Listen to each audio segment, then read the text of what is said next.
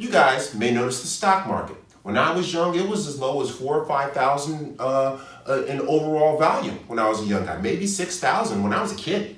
You know, 4 or 5,000, 6,000. Now it is up to almost 30,000. Now the reason it's grown like this and it seems like progression and it seems good to you is because there's a little bit of a game being played here. Our money used to be based on gold. It was called the gold standard. It used to be our money was directly related to how much gold we had, and that meant how much our money was worth in perspective to everybody else, and then we split that up, and that's what made your dollar worth what it was. You may have noticed back then when we were on the gold standard, it was a lot cheaper to do everything, a lot cheaper to deal with every American. You could raise a full family on one salary. But then around I believe the 60s, 70s, 80s, they switched off of what we call the gold standard to what we call a fiat currency.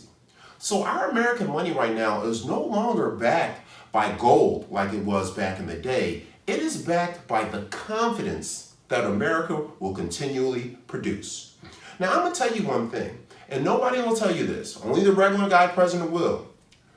We're kind of running a Ponzi scheme, guys. I'm not going to lie to you. America is running a low-key Ponzi scheme. And I'm going to tell you why I say that. Every time you look up, we're always talking about printing more money, right? And selling more bonds to other countries. You want to know why they do that? Because every time we start to run out of money and it's time to pay for something, we sell some more bonds to somebody, so we just get another influx of money in.